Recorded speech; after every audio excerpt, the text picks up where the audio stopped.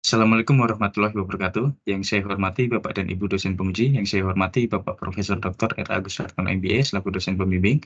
Perkenalkan, saya Rizky Ilmawan, mahasiswa Magister Manajemen FEB UGM Kampus Jakarta Angkatan 44 Konsentrasi Finance. Pada kesempatan ini, izinkan saya mempresentasikan hasil penelitian tesis berjudul Analisis Struktur Modal Optimal PT Waskita Karya Peserta TBK tahun 2023. Salah satu aspek penting dalam manajemen keuangan adalah keputusan pendanaan. Keputusan pendanaan memiliki pengaruh yang signifikan karena memiliki implikasi terhadap risiko dan keuntungan. Keputusan yang tepat dapat membantu perusahaan mencapai tujuan dan meningkatkan nilai perusahaan. Sebaliknya, keputusan yang tidak tepat dapat mengakibatkan permasalahan keuangan. PT Waskita Karya Persero Tbk atau WSKT merupakan badan usaha milik negara yang berdiri sejak tahun 1961 dan telah berkontribusi dalam pembangunan infrastruktur di Indonesia. Bisnis utama WSKT adalah sebagai perusahaan konstruksi dengan diversifikasi usaha yang mendukung pertumbuhan bisnis utamanya melalui investasi pada anak perusahaan yang bergerak di bidang beton bergas, jalan tol, realty, dan pabrik baja. Pada periode tahun 2015-2016, WSKT mengalami pertumbuhan pendapatan yang signifikan seiring dengan peningkatan peran WSKT dalam pengembangan sejumlah proyek jalan tol di Indonesia, serta penugasan dari pemerintah untuk mengerjakan beberapa proyek strategis nasional. Peran signifikan WSKT dalam pembangunan sejumlah proyek jalan tol di Indonesia telah mendorong transformasi WSKT dari perusahaan kontraktor murni menjadi salah satu investor jalan tol terbesar di Indonesia dengan kepemilikan konsesi jalan tol mencapai puncaknya pada tahun 2018 yaitu 1.011 km. Namun demikian, pertumbuhan besar WSKT pada periode tahun 2015-2016 telah meningkatkan resiko bagi kelangsungan usahanya, mengingat sebagian besar proyek yang dikerjakan merupakan proyek investasi dengan kebutuhan pendanaan yang besar. Dalam kurun waktu tersebut, WSKT tercatat menerbitkan obligasi perusahaan dengan nominal total Rp13,9 triliun dan senilai Rp1,9 triliun di tahun 2019, sehingga berimplikasi terhadap meningkatnya financial leverage dan mengakibatkan beban keuangan besar dan penurunan kemampuan likuiditas WSKT dalam memenuhi kewajiban keuangannya sebagaimana digambarkan pada tren penurunan kinerja keuangan setelah tahun 2018. Struktur modal WSKT saat ini berada pada kondisi proporsi jumlah utang yang tidak ideal. Hal ini ditunjukkan dari perbandingan rasio utang berbunga terhadap ekuitas di tahun 2023 mencapai 556%. Pengembangan usaha dengan pendanaan mayoritas bersumber dari utang telah mengakibatkan terjadinya financing mismatch yang berdampak pada permasalahan profitabilitas dan likuiditas yang mulai terjadi di tahun 2019. Kondisi tersebut diperparah dengan adanya pandemi di tahun 2020 yang juga berdampak terhadap terjadinya perlambatan penerimaan piutang dan kenaikan beban di tengah pendapatan yang menurun. Permasalahan likuiditas WSKT atas beban keuangan tinggi telah menyebabkan kondisi tertundanya kewajiban pembayaran atas pokok dan bunga obligasi dan berdampak terhadap suspensi saham WSKT oleh Bursa Efek Indonesia. Penundaan pembayaran tersebut juga mengakibatkan penurunan kredit rating dari Pevindo, yaitu menjadi default D atas 4 obligasi WSKT. Permasalahan tersebut menunjukkan bahwa struktur modal WSKT saat ini tidak berada pada kondisi ideal dan optimal. Adapun pertanyaan penelitian ini adalah, bagaimanakah struktur modal PT Waskita Karya Persero Tbk tahun 2023 yang dapat meminimalkan biaya modal dan meningkatkan nilai perusahaan? Dan tujuan penelitian ini yaitu menganalisis struktur modal optimal PT Waskita Karya Persero Tbk tahun 2023.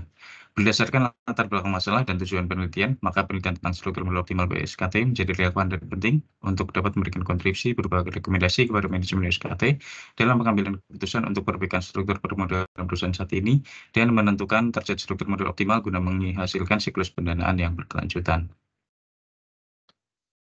Teori struktur modal dalam manajemen keuangan mengacu pada pendekatan sistematis untuk mendanai aktivitas bisnis melalui kombinasi utang dan ekuitas. Dalam penelitian yang dilakukan oleh Patrick et al., teori struktur modal diklasifikasikan menjadi teori struktur modal modern dan teori struktur modal tradisional. Dalam penelitian ini, teori pendekatan tradisional, teori Modigliani-Miller, dan teori trade-off digunakan sebagai landasan teori utama dalam analisis struktur modal optimal WSKT. Menurut Patrick et al., teori trade-off merupakan teori struktur modal yang paling dominan dan dalam menjelaskan relevansi tingkat utang terhadap struktur modal yang optimal. Dalam teori trade-off, struktur modal tercapai ketika manfaat marginal atau tambahan dari penggunaan utang sama dengan biaya marginalnya. Penelitian mengenai adanya struktur modal optimal perusahaan telah dilakukan pada berbagai perusahaan di Indonesia. Hasil penelitian menunjukkan bahwa setiap perusahaan memiliki komposisi struktur modal optimal yang berbeda. Hal ini menyiratkan bahwa setiap perusahaan berdasarkan sektor bisnis industrinya menggunakan financial leverage yang berbeda sesuai dengan karakteristik dan risiko bisnis industri serta kondisi spesifik perusahaan. Adapun kerangka penelitian perhitungan struktur modal optimal dalam penelitian ini adalah sebagai berikut. Dalam pendekatan biaya modal, langkah pertama yang dilakukan yaitu menghitung biaya utang dan biaya ekuitas, di mana hasil perhitungan atas kedua biaya tersebut digunakan sebagai komponen dalam menghitung biaya modal rata-rata tertimbang. Langkah kedua yaitu menghitung dari perusahaan menggunakan corporate valuation model. Selanjutnya, berdasarkan hasil perhitungan yang diperoleh, dilakukan analisis tentang struktur modal optimal dari berbagai rasio utang yang dapat meminimalkan biaya modal dan pada saat sama memaksimalkan nilai perusahaan. Penelitian ini merupakan penelitian analisis deskriptif dengan menggunakan metode kuantitatif dan pendekatan deduktif untuk mencapai kesimpulan spesifik atas rumusan permasalahan. Penelitian ini menggunakan data sekunder untuk perhitungan struktur model yang optimal yang diperoleh dari 6 sumber utama, yaitu yang pertama laporan keuangan konsolidasi NUSKT tahun 2019 hingga 2023, yang kedua rencana kerja anggaran perusahaan NUSKT tahun 2024, yang ketiga laporan tahunan NUSKT tahun 2023, yang keempat data keuangan dan ekonomi yang diperoleh dari berbagai sumber website yang tersedia secara umum, yang kelima buku manajemen keuangan dan jurnal ilmiah terkait, yang keenam berita dari media online yang relevan terkait pembahasan penelitian. Adapun metode penelitian yang digunakan dalam penelitian ini adalah menggunakan metode pendekatan biaya modal dan pendekatan analisis komparatif. Analisis pertama yaitu menghitung struktur modal optimal WSKT tahun 2023 dengan menggunakan pendekatan biaya modal. Dalam pendekatan ini, struktur modal optimal ada yang menghasilkan nilai perusahaan tertinggi dan pada saat sama mampu menghasilkan biaya modal terendah. Simulasi perhitungan biaya modal dilakukan dengan 5 tahapan sebagai berikut. Analisis kedua dalam penelitian ini yaitu analisis komparatif struktur modal WSKT dengan rata-rata perusahaan jenis lain atau satu industri, guna mendapatkan gambaran atas kondisi struktur modal ideal perusahaan jenis lain atau satu industri. Kriteria sampel atau perusahaan yang dipilih adalah perusahaan yang masuk dalam kategori perusahaan sektor infrastruktur, subsektor konstruksi bangunan pada Bursa Efek Indonesia, dan telah menerbitkan laporan keuangan tahun 2023. Berdasarkan data kriteria sampel yang telah ditentukan, terdapat 18 perusahaan yang menjadi objek penelitian. Analisa dan pembahasan. Langkah pertama dalam pendekatan biaya modal adalah menghitung biaya utang dan biaya ekuitas. Hasil perhitungan atas biaya utang menggunakan data synthetic rating dan default rate perusahaan infrastruktur yang dipublikasikan oleh Aswada Modern menunjukkan bahwa hasil perhitungan di atas menunjukkan tingkat biaya utang mengalami peningkatan seiring dengan menurunnya rating perusahaan. Hal tersebut disebabkan bertambahnya kompensasi yang diminta kreditur atas tambahan resiko yang diterimanya. Adapun rasio utang USKT pada tahun 2023 adalah 84,75% dengan biaya utang 18,32%, sehingga menyeratkan bahwa biaya utang USKT saat ini berada jauh dari rentang biaya utang terendahnya. Sementara itu, hasil perhitungan biaya ekuitas menggunakan rumus KPM menunjukkan bahwa biaya ekuitas mengalami peningkatan seiring dengan meningkatnya risiko perusahaan, cermin dari meningkatnya capital lever akibat bertambahnya financial leverage. Adapun rasio ekuitas USKT pada tahun 2003 adalah 15,25% dengan biaya utang 19,49%, sehingga menyiratkan bahwa biaya ekuitas USKT saat ini berada jauh dari rentang biaya ekuitas terendahnya. Berdasarkan grafik peningkatan biaya ekuitas menunjukkan bahwa biaya ekuitas mengalami peningkatan seiring dengan meningkatnya risiko perusahaan yang tercermin dari meningkatnya beta utang akibat bertambahnya financial leverage.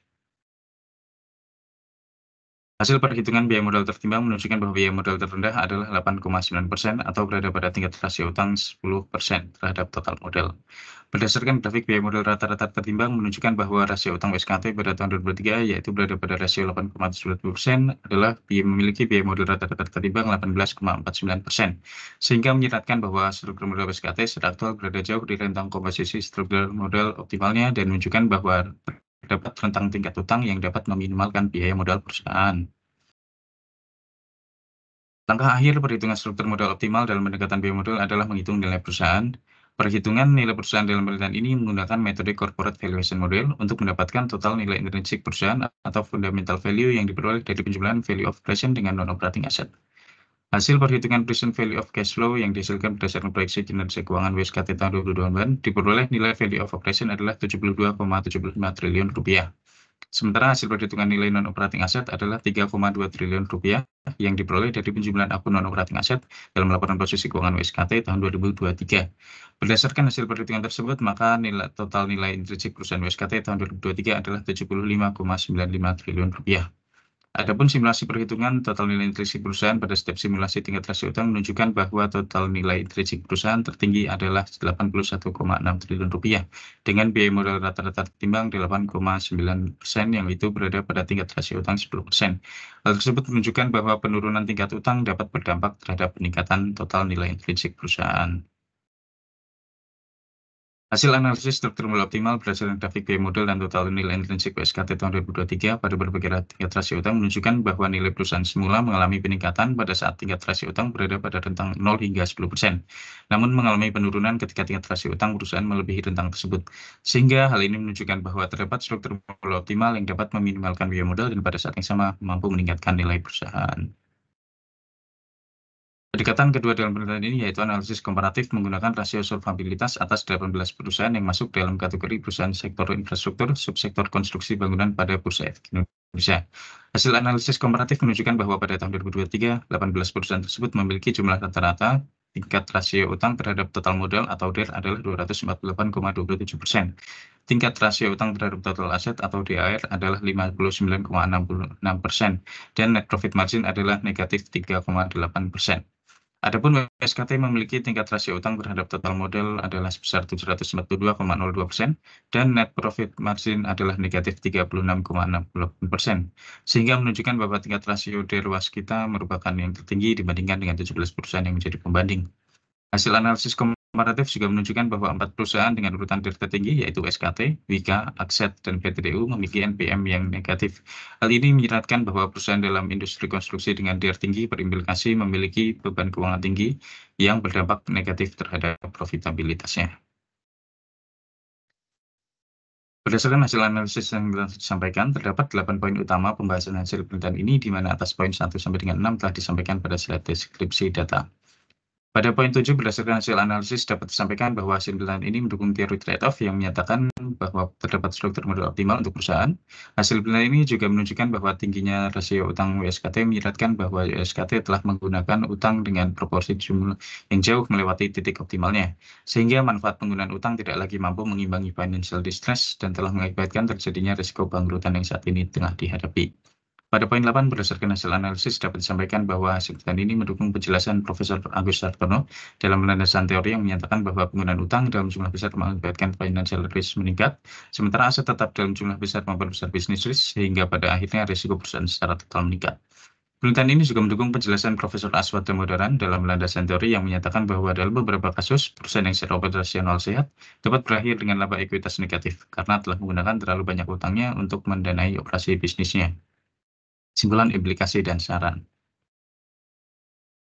Berdasarkan hasil analisis dan pembahasan, maka diperoleh kesimpulan dan implikasi sebagai berikut. Terdapat 3 kesimpulan, yaitu yang pertama, struktur modal optimal WSKT berada pada tingkat rasio utang 10% terhadap total modal dengan biaya modal adalah 8,9%, dan total nilai investasi perusahaan adalah 81,6 triliun rupiah. Yang kedua, struktur modal WSKT tahun 2023 berada pada tingkat rasio utang 84,9% dari total modal atau berada jauh dari tingkat optimalnya. Yang ketiga, tingginya biaya utang telah berdampak negatif terhadap keuangan dan operasi perusahaan. Adapun implikasi penelitian ini yaitu secara teoritis, penelitian ini mendukung teori trade-off dalam struktur modal perusahaan dan memberikan bukti empiris bahwa struktur modal yang optimal dapat meningkatkan nilai perusahaan. Secara praktis, penelitian ini dapat menjadi masukan bagi manajemen WSKT dalam pengambilan keputusan terkait struktur modal, dapat menjadi rujukan bagi perusahaan lain, dan dapat digunakan sebagai referensi akademisi dan peneliti lain dalam melakukan pilihan lebih lanjut tentang struktur modal optimal. Berdasarkan hasil penelitian dan sejalan dengan kerangka kerja untuk menuju struktur modal optimal yang dikembangkan oleh Aswad Damodaran, terdapat 5 saran atau rekomendasi kepada manajemen WSKT. Yang pertama, menurunkan jumlah utang untuk memperbaiki struktur permodalan perusahaan yang dapat dilakukan melalui 2 rencana aksi strategis berikut. Yang kedua, mencari alternatif skema sumber pendanaan untuk mengurangi ketergantungan pendanaan pada utang yang dapat dilakukan melalui 2 rencana aksi strategis. Yang ketiga, meningkatkan profitabilitas perusahaan untuk memperbaiki peringkat rating perusahaan dan mengurangi risiko bangkrutan yang dapat dilakukan melalui 3 rencana aksi strategis. Yang keempat, melakukan pemantauan struktur modal perusahaan secara berkala untuk memastikan bahwa struktur modal perusahaan terus berada pada rentang ideal pada masa mendatang yang dapat dilakukan melalui 2 rencana aksi strategis. Yang kelima, meningkatkan transparansi dan komunikasi yang dapat dilakukan melalui rencana aksi strategis, menjalankan prinsip transparansi dan komunikasi yang baik secara konsisten dan berkelanjutan. Merangkum rekomendasi yang telah disampaikan dengan menggunakan kerangka piramid prinsipal, dapat disampaikan bahwa terdapat 5 permasalahan dalam proses penyiasatan keuangan WSKT yang tengah dilakukan saat ini. Melalui implementasi atas 5 rekomendasi dengan masing-masing langkah strategis, diharapkan akan mampu mengeliminir hambatan yang ada, sehingga dapat tercapai tujuan struktur permodalan yang optimal dan berkelanjutan dalam meningkatkan nilai perusahaan. Dan bahwa atas seluruh proses penyiasatan keuangan berjalan tersebut selanjutnya diharapkan akan dapat membantu mengatasi permasalahan untuk keberlanjutan WSKT guna mencapai visinya, yaitu menjadi perusahaan terdepan dalam membangun ekosistem yang berkelanjutan. Demikian hasil presentasi tesis yang dapat saya sampaikan. Atas perhatian Bapak dan Ibu sekalian, saya Rizky Ilmawan mengucapkan terima kasih.